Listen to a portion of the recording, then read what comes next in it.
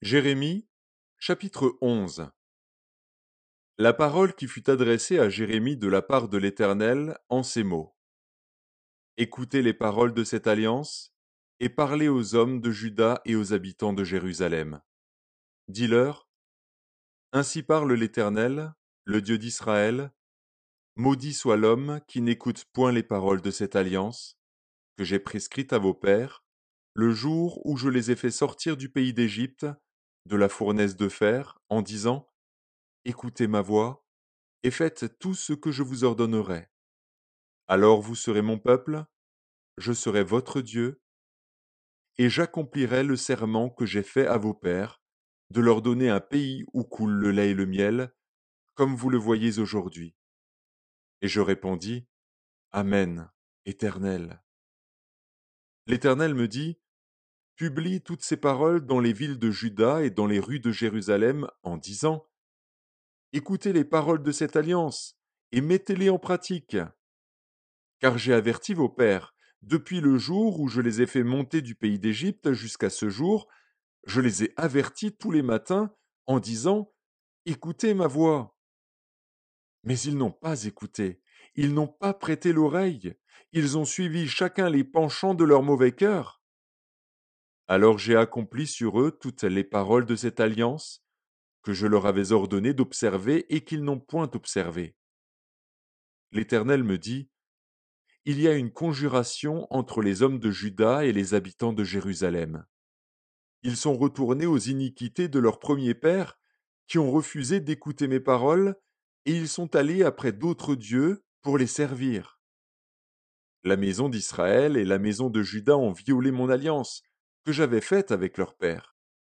C'est pourquoi ainsi parle l'Éternel. Voici, je vais faire venir sur eux des malheurs dont ils ne pourront se délivrer. Ils crieront vers moi, et je ne les écouterai pas.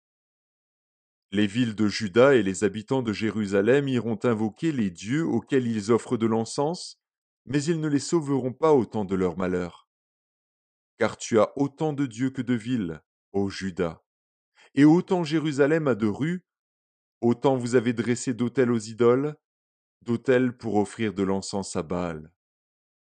Et toi, n'intercède pas en faveur de ce peuple, n'élève pour eux ni supplication ni prière, car je ne les écouterai pas quand ils m'invoqueront à cause de leur malheur. Que ferait mon bien-aimé dans ma maison? Il s'y commet une foule de crimes. La chair sacrée disparaîtra devant toi. Quand tu fais le mal, c'est alors que tu triomphes. Olivier verdoyant, remarquable par la beauté de son fruit, tel est le nom que t'avait donné l'Éternel. Au bruit d'un grand fracas, il l'embrasse par le feu, et ses rameaux sont brisés. L'Éternel des armées, qui t'a planté, appelle sur toi le malheur, à cause de la méchanceté de la maison d'Israël et de la maison de Juda, qui ont agi pour m'irriter, en offrant de l'encens à Baal. L'Éternel m'en a informé, et je l'ai su. Alors tu m'as fait voir leurs œuvres. J'étais comme un agneau familier qu'on mène à la boucherie, et j'ignorais les mauvais desseins qu'ils méditaient contre moi. Détruisons l'arbre avec son fruit, retranchons-le de la terre des vivants, et qu'on ne se souvienne plus de son nom. Mais l'Éternel des armées est un juste juge, qui sonde les reins et les cœurs.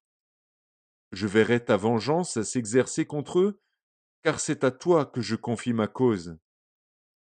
C'est pourquoi ainsi parle l'Éternel contre les gens d'Anathoth, qui en veulent à ta vie et qui disent, ne prophétise pas au nom de l'Éternel, ou tu mourras de notre main.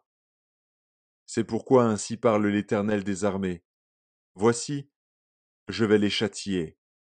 Les jeunes hommes mourront par l'épée, leurs fils et leurs filles mourront par la famine. Aucun d'eux n'échappera. Car je ferai venir le malheur sur les gens d'Anathoth, l'année où je les châtierai.